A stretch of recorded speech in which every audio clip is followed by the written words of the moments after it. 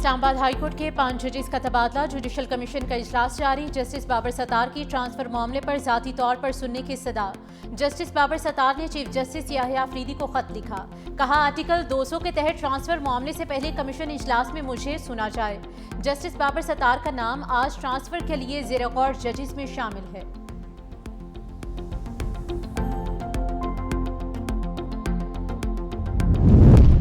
اسلام آباد high court نے وزیر اعظم شہباز شریف کو طلب کر لیا۔ جسٹس محسن اختر کیانی نے پی ٹی اے ٹرائیبیونلز میں ممبر فائنانس کی عدم تعیناتی پر وزیر اعظم کو طلب کیا۔ دوران سماعت جسٹس محسن اختر کیانی نے ریمارکس دیتے ہوئے کہا کہ ریٹائرڈ ججز کا ٹرائیبیونلز میں رجحان بڑھ گیا ہے۔ عدالت نے معاملے پر وضاحت طلب کر لی۔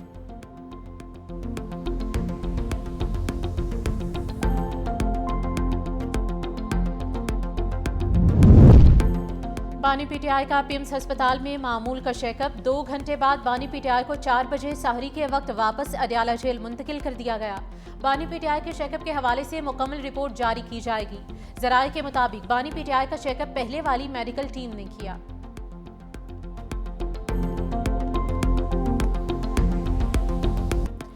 امریکہ نے ایران کی تجاویز پر غور شروع کر دیا۔ وائٹ ہاؤس میں اہم بیٹھک، جنگ بندی مذاکرات میں تعطل کے خاتمے کی ایرانی تجاویز پر غور۔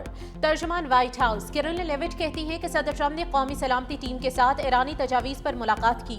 ایران نے آبنائے ہرمز کو دوبارہ کھولنے اور جوہری معاملے پر بات چیت کو فی الحال مؤخر کرنے کی تجویز پیش کی۔ صدر یا ان کی قومی سلامتی ٹیم کی ملاقات پر مزید تبصرہ نہیں کر سکتی۔ صرف اتنا بتا سکتی ہوں کہ ایران پر صدر ٹرمپ کی ریڈ لائن واضح ہے۔ اس حد تک نہیں جانا چاہتی کہ امریکہ ایرانی تجاویز پر باقاعدہ غور کر رہا ہے۔ مزید کہا کہ صدر ڈونلڈ ٹرمپ پر تیسری بار قاتلانہ حملہ ہوا۔ واقعہ اس وقت ہوا جب وہ تقریب میں شریک تھے۔ امریکی تاریخ میں کسی بھی صدر کو اس طرح کی صورتحال کا سامنا نہیں کرنا پڑا۔ سیاسی اختلافات کو ہمیشہ پرامن طریقے سے حل کرنا چاہتے ہیں۔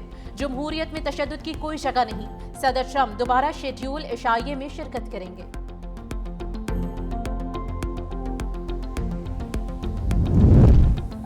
ٹرمپ ایران کی جنگ ختم کرنے کی تجویز قبول کر سکتے ہیں۔ سابق امریکی عہدیدار نے کہا کہ جوہری معاملہ حل کرنا مشکل ہوگا، تاہم آبنائے ہرمز کے مسئلے پر پیش رفت آسان ہو سکتی ہے۔ امریکی وال اسٹریٹ جرنل نے کہا ہے کہ امریکی صدر نے ایرانی تجاویز کو یکسر مسترد نہیں کیا، ایران کی نیت پر شکوک کا اظہار کیا۔ صدر نیوکلیئر معاملہ شامل نہ کرنے پر ناخوش ہیں۔ ایران کی تجویز پر مشاورت جاری ہے۔ CNN کے مطابق فائنل ڈیل کے لیے پس پردہ سرگرم سفارتی کوششیں جاری ہیں۔ سفارتی کوششوں میں مرحلہ وار آگے بڑھنے کی حکمت عملی شامل ہے۔ برطانوی میڈیا کے مطابق ٹرمپ ایران کی نئی تجاویز سے خوش نہیں، کیونکہ اس میں جوہری پروگرام سے متعلق کوئی واضح بات شامل نہیں۔ ایران نے پاکستان کے ذریعے امریکہ کو نئی تجاویز پیش کی تھی۔ آبنائے ہرمز کی بندش پر اقوام متحدہ میں ہنگامی اجلاس۔ UN سیکرٹری جنرل انطونیو گوتریس نے عالمی گزرگاہ کو فوری کھولنے کا مطالبہ کر دیا۔ کہا کوئی ٹول ٹیکس نہیں، تجارت بحال ہونے دی جائے، عالمی معیشت کو سانس لینے دیں۔ بحران کے باعث مہنگائی میں اضافہ ہو رہا ہے۔ پاکستان نے بین الاقوامی امن ترقی پذیر ممالک کے لیے سنگین خطرہ قرار دے دی۔ پاکستانی مندوب عاصم افتخار نے کہا کہ سمندری راستوں کا تحفظ نہ صرف تجارت بلکہ وسیع تر ترقیاتی اور سلامتی کے اہداف کے لیے بھی ناگزیر ہے۔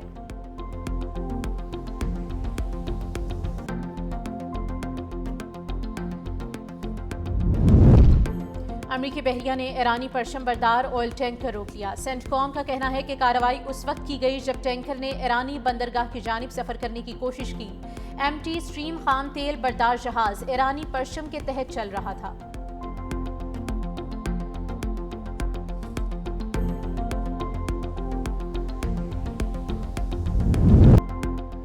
پاک افغان سرحد پر افغان طالبان اور فتنہ الخارج کی بلا اشتعال جارحیت۔ پاک فوج کا بھرپور جواب۔ آپریشن غضب للحق کے تحت بھرپور کارروائیاں جاری۔ پاک فوج سے چمن سیکٹر میں افغان طالبان کی متعدد چوکیوں کو مؤثر طریقے سے نشانہ بنا کر تباہ کر دیا۔ افغان طالبان کی سرشان، المرجان، ایدھی پوسٹ گاڑی اور دیگر تنصیبات کو بھی کامیابی سے نشانہ بنایا گیا۔ سیکیورٹی ذرائع کا کہنا ہے کہ دفاع وطن کے لیے عزم غیر متزلزل ہے۔ دہشت گردوں اور ان کے سرپرستوں کے عزائم کو خاک میں ملا دیا جائے گا۔ پاک فوج کا آپریشن غضب للحق تمام مقررہ اہداف کے حصول تک جاری رہے گا۔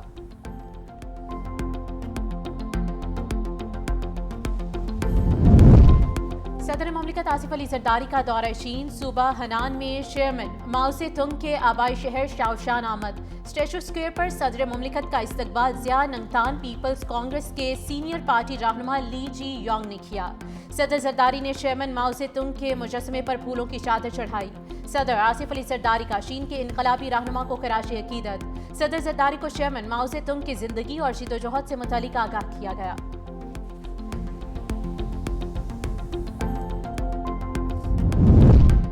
صدر آصف علی زرداری کا دورہ پاک چین تعلقات کو مزید مضبوط بنانے کی جانب اہم پیش رفت ہے۔ سینئر وزیر سندھ شرجیل انعام میمن نے کہا کہ صدر کی چینی قیادت سے ملاقاتیں دونوں ممالک کے درمیان دیرینہ تجارتی اور اسٹریٹجک شراکت داری کو نئی جہت دیں گی۔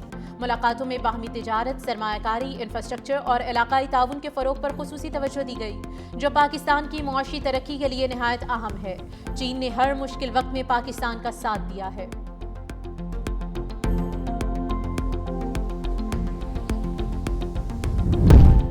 آئی ایم ایف سے جلد قسط موصول ہو جائے گی۔ وزیر خزانہ محمد اورنگزیب کی میڈیا سے گفتگو، کہا نئے مالی سال کے بجٹ کے لیے مشاورت جاری ہے۔ نئے مالی سال کے بجٹ کے لیے تمام پروپوزلز آ چکے ہیں۔ بجٹ کے لیے آئی سفارشات کا جائزہ لے رہے ہیں۔ بجٹ کے لیے آئی ایم ایف مشن مئی کے وسط تک پاکستان آئے گا۔ بجلی کی تقسیم کار کمپنیز کی نجکاری کا عمل تیزی سے جاری ہے۔ پینشن ریفارمز کے تحت نئے ملازمین کنٹریبیوشن میں شامل ہوں گے۔ مسلح افواج بھی اگلے سال میں کنٹریبیوشن میں شامل ہو جائیں گے۔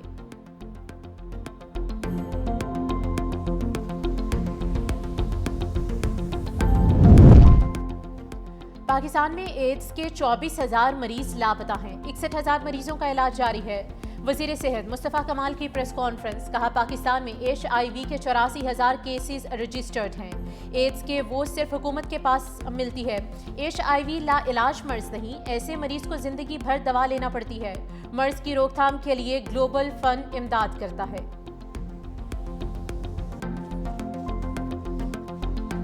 PSL تماشائی بھی آج سے انیکشن ہوں گے۔ چوکوں چھکوں کی بارش کے ساتھ شائقین بھی گرجیں گے۔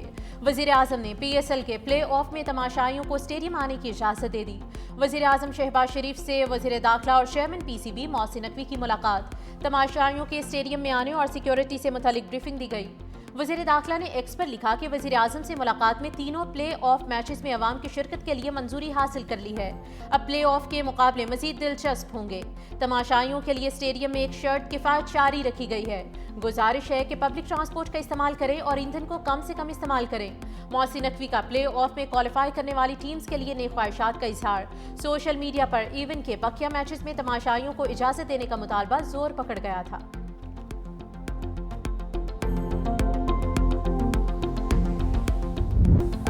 پہلگام فالز فلیگ پر بھارتی میڈیا کا حقائق کے برعکس پاکستان کے خلاف زہریلا بیانیہ بے نقاب۔ پہلگام فالز فلیگ آپریشن پر گودی میڈیا نے مضحکہ خیز اور گمراہ کن پروپیگنڈا کیا۔